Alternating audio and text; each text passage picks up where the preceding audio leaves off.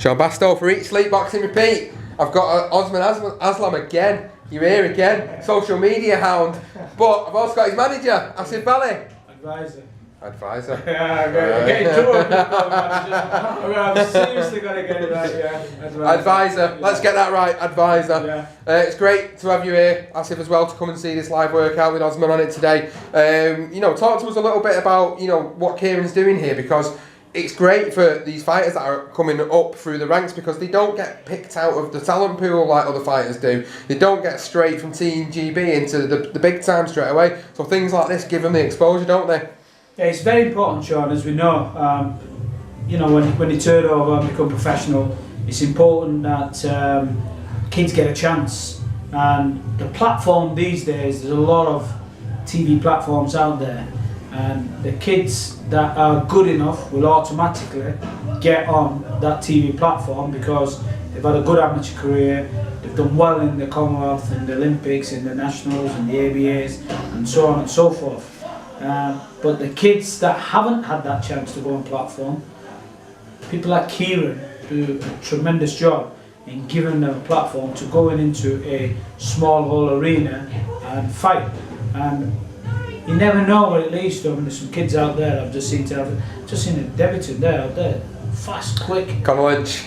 Yes. Conor Lightning Lynch. Yes. And unbelievable. And we stood there like. He said, another fast one coming out. It's a good job I'm not in it. So, but these kids are coming out, and Kieran does a tremendous job promoting it. I think it's been 2 years in the game. He puts his heart and soul into it. And if you ever get the chance to turn that camera around, you can even see his beds in his office as well. That's it. Well, this is the dedication the fighters have got, because he lets the fighters come and stay here. People sometimes don't get the sponsorships they need, so sometimes they're a little bit short of money, and it's hard for fighters. So sometimes the dedication is living in the gym, and this is literally living in the gym, what you just referred to there. Yeah, and you know what, it needs to be done, and it's so important that sponsorship is available to the kids coming out of the block onto the scene, and people like Osman, it's taking him 9 fights. Yeah. And 9 fights. We've got a sponsor missing on the Gila Lounge, and All Court Sports, 2 more sponsors that come on board very recently. And without the sponsors, there's no way they could do what they're doing, and they need sponsors help. Sean, I'm sure you did an interview with Danny Craven. I'm sure he came up with a sponsor after that. He did. Well, that's the good thing about that is he did the sponsor, and I got the phone call the next day and from Kieran saying, Sean, you'll never guess what, Danny's got 3 sponsors. Oh. Totaling up anything, in the region of, I think it was something like 300 to, he's just told me he signed a $5,000 one. Wow. And you know what? And that makes that boxer from a full-time to an elite full-time. Instead of having a secondary job, they go into elite and pack their job in and go full-time into the boxing. And when that happens, you never know where that boxer can go, which path he can go down, which titles they can win. Starting off with the basic central and areas, and moving on to all the big titles with the world championship. And if you can, the sponsor, if that bit of help for sponsorship for a boxer coming up, it goes a long way. It really does, and that's evident of what we heard with Danny there, Danny's story, and the interview I just did with Osman there. I've just said the same things. Get in contact with him. There's ways to get in contact with him to help him get that more sponsors. So it's good. But moving on, what else are you up to in the boxing world at the moment? Well, there's some great fights at the weekend, as we know. A big card in Liverpool, and it'll be interesting to see how that goes. Lukaku, come on, Mr. Crawler's in here. Lukaku's in here. Come on, out you go. Crashing in.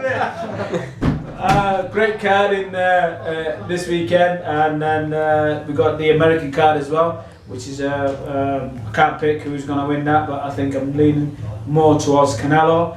And then the week after, it's Huey Fury. Yes. Really looking forward to that one. I think Huey with Parker. Which I think there's another world champion coming out there. In fact, he's worked so hard, and I've known Huey for a long time, and his dad Peter. I had the privilege of taking Huey when he was an amateur to win one of the youngest ever titles from Amir Khan's gym.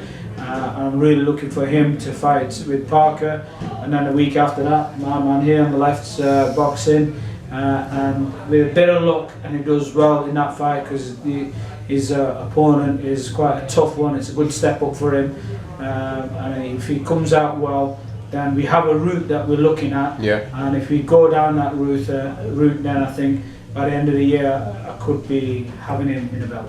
Yeah, well, he's just informed me in the little chat I was having with him before that actually there's going to potentially be a show. Amir Khan's going to be putting a show on later on this year. Is that right? Amir's got a very good chance that we'll be announcing something very, very soon. And as soon as Amir's signed up and opponent signed up, then we'll be, for sure. People like Osman will be on that.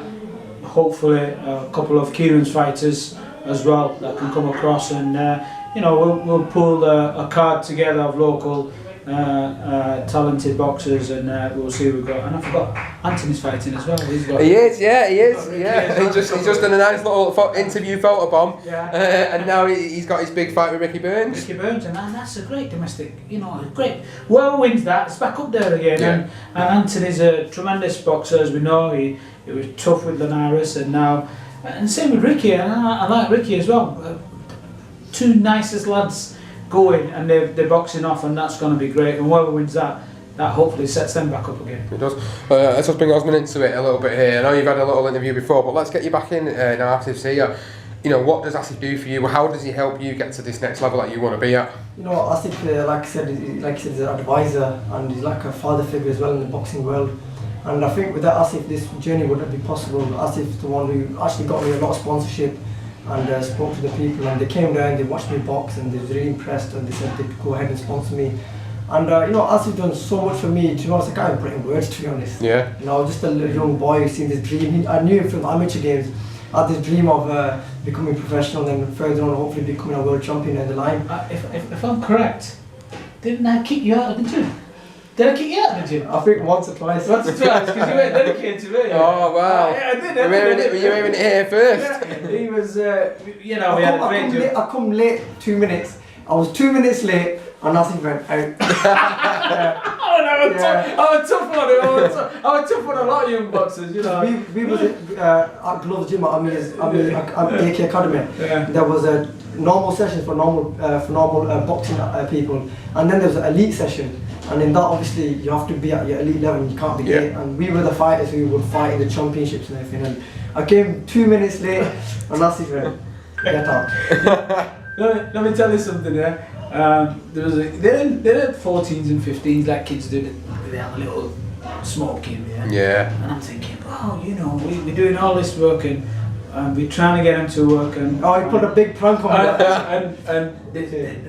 I heard a whisper. One of the parents went outside and said, a couple of elite boxers smoking.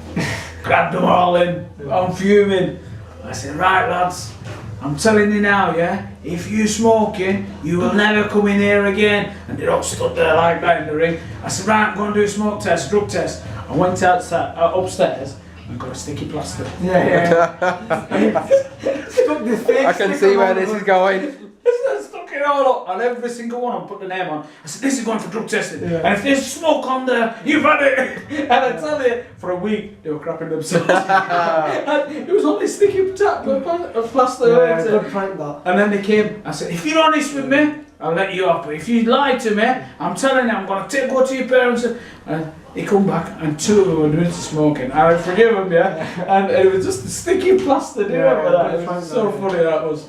But we had a great amateur gym, and I think that some of the kids have done really well. Jack Cullen, Jack Cullen and Jack Cartwright, Jack Flatley. Jack Flatley, the two Jacks are doing really well in the amateur game, turned professional now, and there's Osman as well. So we're really delighted with what involvement we've had when we were training the amateur kids. Yeah, no, it's really good.